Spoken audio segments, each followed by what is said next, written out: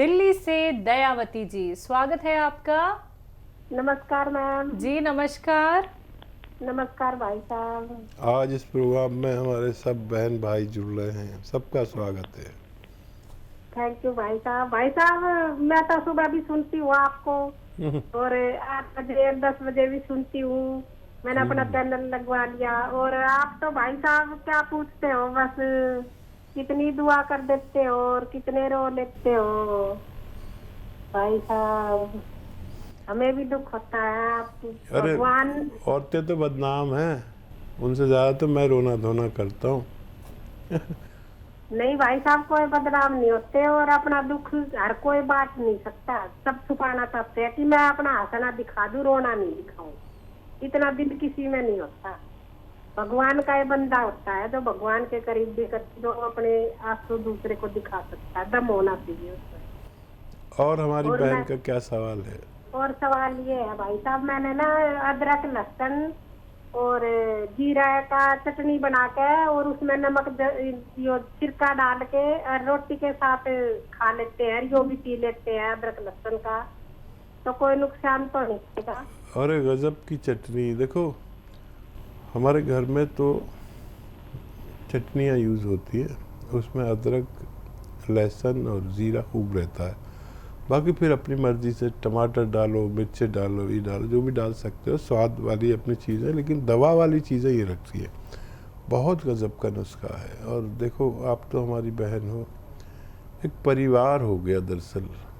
Channels पे हमारा एक परिवार बन गया, जो कभी मिले नहीं लेकिन ऐसे जुड़ गए कि मैं जो भी कुछ शेयर करता हूँ इसलिए नहीं कि इससे कोई और वजह हो, लेकिन मैं हौसला देने के लिए करता हूँ कि जब मुझ जैसे आदमी को इतनी तकलीफ़ें आ सकती हैं, जिसको आप सम्मान देते हैं, तो आपको भी आ सकती है। मुकाबला करो, कोई भी तकलीफ़ आए। जब तक हम जीवित रहेंगे तकलीफ़ें आती रहेंगी। सबसे बड़ी तकलीफ़ होती है रोटी की। अगर भगवान वो आसान कर दे, समझ लीजिए, फिर आप पूरी दुनिया से मुकाबला कर सकते हो। फिर अगर भगवान को राज़ी करने की सलाहियत है, भगवान राज़ी ऐसे ही नहीं होता है। भगवान राज़ी होता है अच्छे कर्मों से। आप किसी की मदद कर दो, किसी की सहायता कर दो और उससे उसका श्रेय ना मांगो, बस करके भूल जाओ। नेकी कर कुएं में डाल वाली बात बता रहा हूँ। तो अगर ये किसी ने शुरू कर दिया तो कब देगा ये भगवान की मर्ज़ी है। लेकिन भगवान की को राज़ी करने के लिए किसी ने जो भी काम किया, चाहे वो कोई भी हो, इसमें ये नहीं है कि मैं हूँ या आप हो, कोई भी हो, भगवान तो एक ही है। हम सब अलग अलग हैं, कोई हिंदू है, कोई मुसलमान है, कोई सिख है, कोई ईसाई है, लेकिन भगवान सबका एक है। ये बात बिल्कुल तयशुदा है, दो तो हो ही नहीं सकते। तो वो भगवान एक है, वो मुझे भी खिलाता है, आपको भी खिलाता है।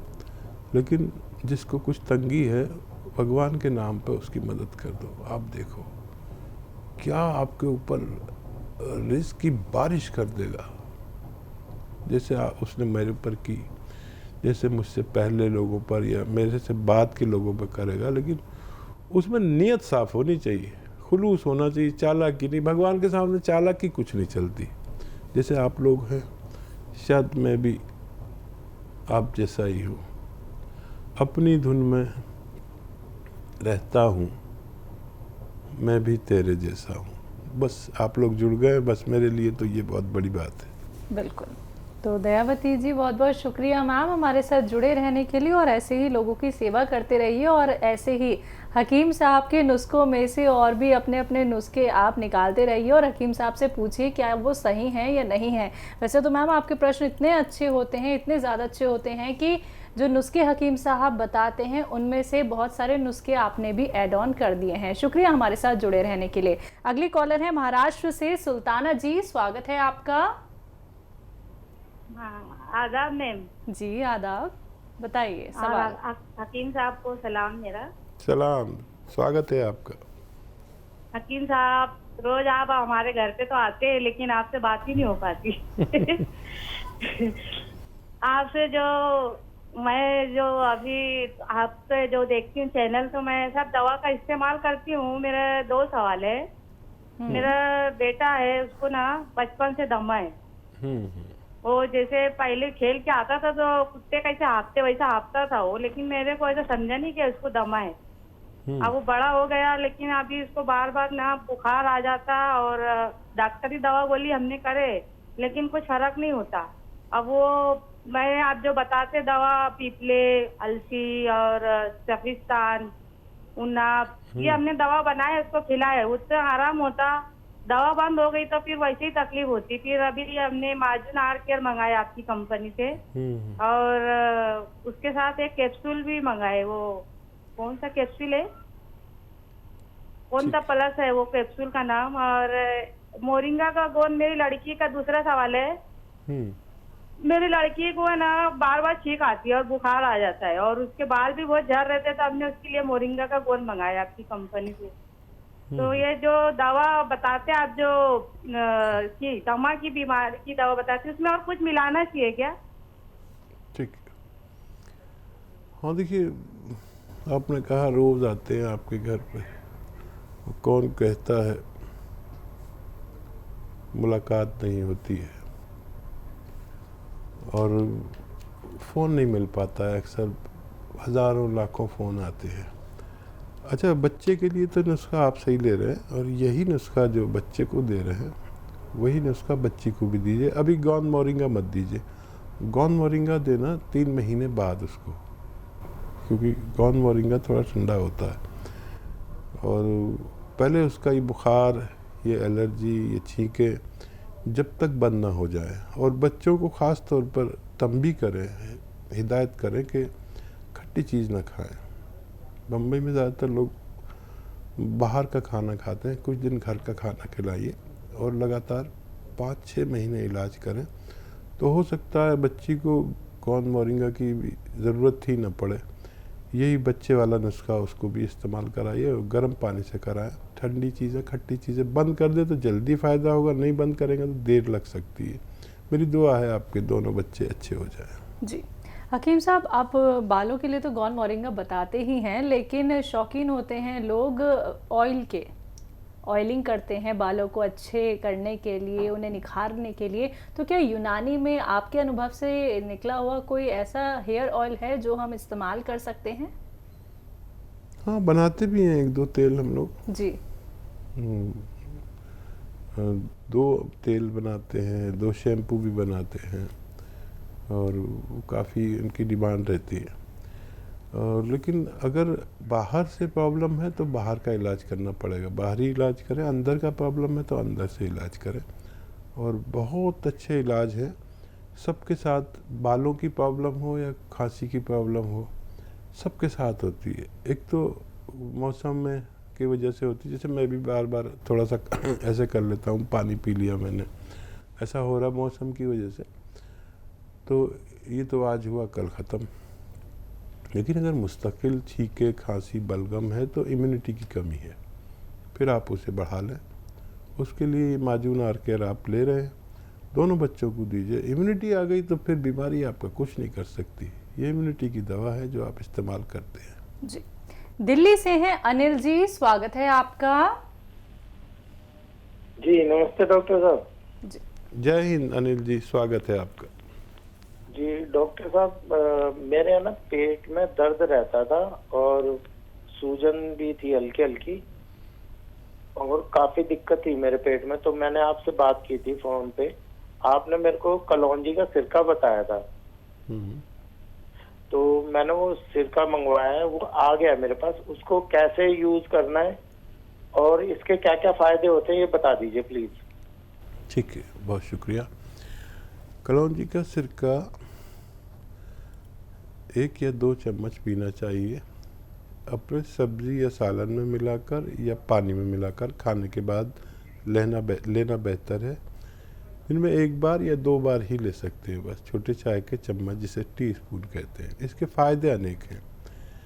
एक तो कब्ज़ के लिए, एसिडिटी के लिए, लीवर के लिए, किडनी के लिए, ये 4 फ़ायदे करता है।